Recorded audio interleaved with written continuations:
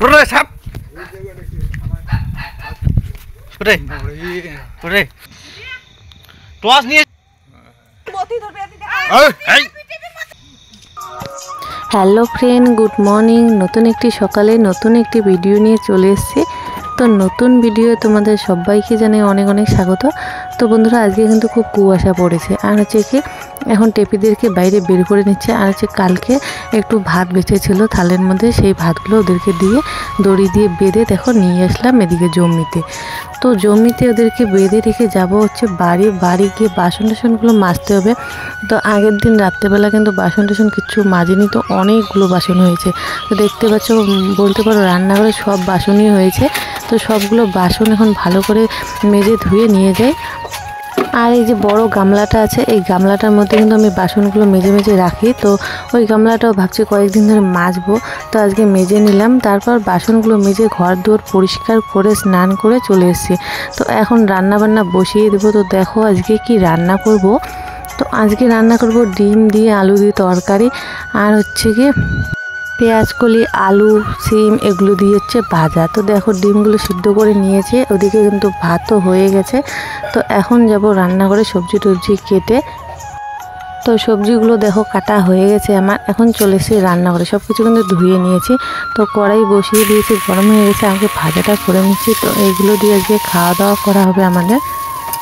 তো বন্ধুরা, আমাদের ফ্যামিলি কিন্তু একদম মধ্যবিত্ত। তো প্রত্যেক দিনে যে মাছ মাংস ভালো রকমের তরকারি পাতি এগুলো খাওয়াবে সেগুলো কিন্তু না। যেদিন যেটা খাবো, যেদিন যেটা রান্না করব, সেদিন সেটাই তোমাদের সঙ্গে শেয়ার করব। তো আজকে ডিম আর ভাজা করছি, তো এগুলো তোমাদের সঙ্গে শেয়ার করছি। তো বন্ধুরা, আজকের ভিডিওটা যদি তোমাদের কাছে একটুকু ভালো লেগে থাকে তাহলে অবশ্যই কিন্তু আমার চ্যানেলটিকে সাবস্ক্রাইব করবে, আমার পাশে থাকবে। তো দেখো তোমাদের সঙ্গে গল্প করতে করতে ওদিকে কিন্তু আলু আর হচ্ছে পেঁয়াজকলি, ফুলকপি এগুলো ভাজা হয়ে গেছে। আর হচ্ছে ডিম আলু এগুলো কিন্তু ভেজে নিয়েছি। আর হচ্ছে কি মশলাগুলো বেটে নিয়েছি, মশলাগুলো ভালো করে ভেজে তারপরে কিন্তু আলুগুলো দিয়ে দেবো। তো এইভাবে কিন্তু মনে করো আলুর ডালে বলতে পারো, এভাবে যদি আমি রান্না করি তাহলে কিন্তু আমার ছেলে অনেক সুন্দরভাবে ভাত খায়। তো লাস্টে একদম ধনিয়া পাতা কুচি দিয়ে দেবো। তো দেখো ডিম ভাজা করেছি, আর ও বলছে ডিম খাবে, তাই একটা ডিম দিয়ে দিলাম। আর এদিকে আমার রান্নাও কমপ্লিট হয়ে গেছে। তো বন্ধুরা, এখন 2:30 কি 3টের মতো বাজে, আর আমার ছেলে চলে এসেছে আমার জায়ের বাড়িতে। তো দিদির সঙ্গে কিন্তু সবসময় খেলা করে, স্কুল না থাকলেও সবসময় সঙ্গে খেলে। তো আজকে দেখো স্কুলে যায়নি, আজকে সারাদিন ওর বাড়িতে আছে। তো ওর সঙ্গে খেলা করে, আর যে ভাত খাবে ওকেও ডেকে নিয়ে আসছে। তো দেখো আমার ছেলের ভাত খাওয়া হয়ে গেছে, আমাকে বলছে আবার থাল একদম পরিষ্কার করে খেয়েছে। তো এদিকে আমার ভাসুরও খাওয়া দাওয়া করছে, কি রান্না করেছে মাছের ঝোল আর কি শাক ভাজা নাকি। তো এগুলো দিয়ে খাওয়া দাওয়া হচ্ছে। আমার ছেলে তো মাছ খায় না, শুধু মাছের ঝোল মানে আলু দিয়ে মেখে দিয়েছে ওর বম্মা, তো ওগুলো দিয়ে খাচ্ছে। তো খাওয়া দাওয়া করে এখন দেখো মা, আমি আর হচ্ছে আমার ছেলে সবাই মিলে এখন যাচ্ছি দোকানে। তো কিছু জিনিস আনার জন্য দোকানে যাচ্ছি। আমাদের বাড়ির পাশে কিন্তু এই দোকানটা বেশি একটা দূরে না, এই জন্য সবাই মিলে হেঁটে হেঁটে চলে এসছে। তো আমার ছেলে দোকানে এসে কি নেবে আর কি না নেবে, তো মানে এটা নেবে ওটাও নেবে, সব কিছুই নিতে চায়।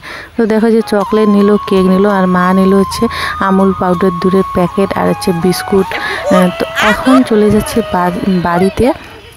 তো রাস্তায় ও বলছে যে রাস্তায় খাবে, আমি বলছি যে আজকে খাওয়া যাবে না, আজকে অমাবস্যা।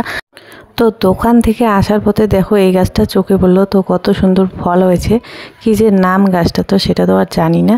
তো বন্ধুরা, বাড়ি চলে এসে আগে এই যে খড়ির ঘরটা এখন পরিষ্কার করে নিচ্ছি। তো একদম পাটকাঠিগুলো পড়ে কীরকম অবস্থা হয়ে আছে, এখন ভালো করে ঝাড়ু দিয়ে নিচ্ছি। তো এই ঘরটা ঝাড়ু দিয়ে কিন্তু উঠানটাও ঝাড়ু দিয়ে নেব।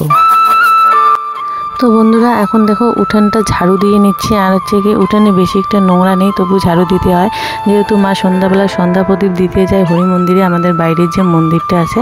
তো এই নোংরা উঠান দিয়ে কিভাবে যাবে ঠাকুরকে প্রদীপ দিতে, সেই জন্যে আমি ঝাড়ু না দিলেও মা কিন্তু ঝাড়ু দিয়ে নেয় সন্ধ্যার আগে আগে। তো দেখো এই যে ঝাড়ু দিয়ে নেওয়া হয়ে গেছে। আর আমার ছেলের খেলা, সারাদিন শুধু খেলা খেলা খেলা। তো এত খেলা করে কি আর বলবো, একটুকু বসে থাকে না। তো এখন দেখো সবাই মিলে এখানে বসে আছে। তো মা হচ্ছে সন্ধ্যা প্রদীপ দেওয়ার জন্য সলতে পাকিয়ে নিচ্ছে। আর হচ্ছে এখন এই যে জল নিয়ে চলে এসেছি বাইরে।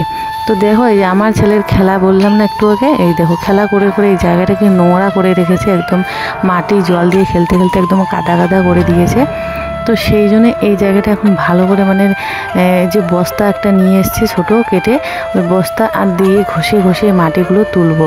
তো যদি একটা কেউ অন্য মানে হঠাৎ করে এসে যায় কি ভাববে যে এত নোংরা, তো বাচ্চা থাকলে কিন্তু বাড়িতে নোংরা হবেই হবে, কিন্তু কথাই শুনে না, এই পরিষ্কার করে এই এবার নোংরা করে রাখে।